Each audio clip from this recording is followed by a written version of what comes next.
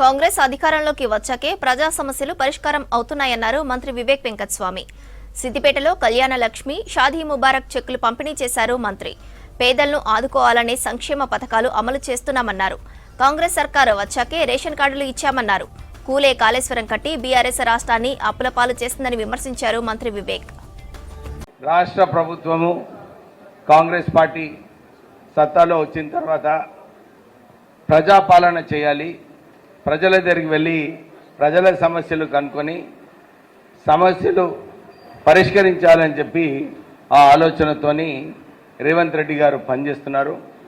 మీ అందరికీ తెలిసిన విషయమే. ఆర్థికంగా ఈ రాష్ట్రంలో 3 లక్షల కోట్ల అప్పు ఉన్నదని చెప్పి కొత్త ప్రభుత్వం వచ్చిన తర్వాత 8 లక్షల కోట్ల అప్పు మన రాష్ట్ర ప్రభుత్వం భరిస్తుంది. నెలకు 5,000 కోట్ల రూపాయలు మిత్తి కడుతున్నారు. మీరందరూ కూడా అర్థం చేసుకోవాలి. మనం కూడా ఇల్లు నడిపిస్తున్నాము.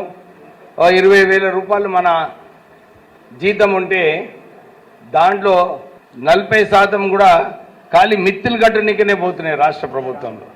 సో ఇలాంటి పరిస్థితులలో చాలా ఇబ్బందికరమైన పరిస్థితి ఉన్నప్పటికీ కూడా రాష్ట్ర ప్రభుత్వము లేదు, పేద ప్రజలకు ఆదుకోవాలి, మనం ముందుకు వెళ్ళాలి, మాట ఇచ్చిన మనం ఎలక్షన్లో దాన్ని నెరవేర్చాలని చెప్పి రాష్ట్ర ప్రభుత్వం పనిచేస్తుంది.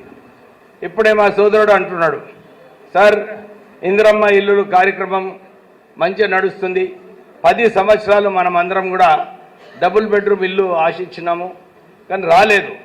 నిరుద్యోగ వృద్ధి హామీ ఇచ్చినారు, నిరుద్యోగ వృద్ధి రాలేదు.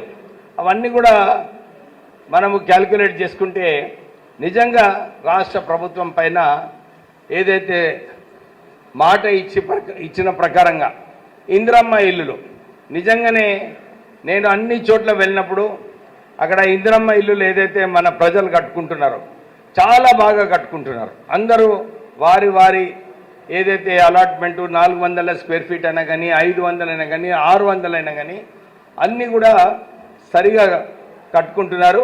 ప్రత్యేకంగా సిద్దిపేటలో నిజంగా చెప్పాలంటే అన్నిటికన్నా మంచిగా ఎక్కడైతే స్కీమ్ నడుస్తుందో అది మన సిద్దిపేటలో ఉన్నది.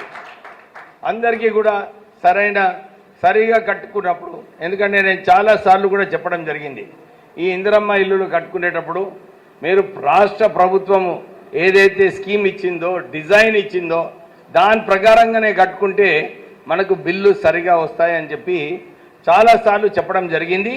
చాలామంది కూడా దాని ప్రకారంగానే కట్టుకుంటున్నారు, వారి బిల్లు కూడా సరిగా చెల్లించడం జరుగుతుంది.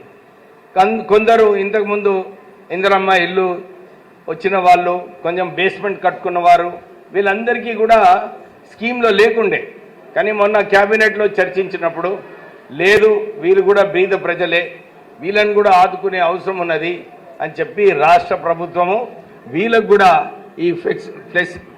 ఈ ఇందిరమ్మ ఇల్లు ఇచ్చేలాగా నిర్ణయం తీసుకుంది. సో వీళ్ళకు కూడా ఏదైతే ఇప్పటివరకు ఇబ్బంది ఉండేనో ఈ ఇబ్బంది లేకుండా రాష్ట్ర ప్రభుత్వం పనిచేస్తుంది.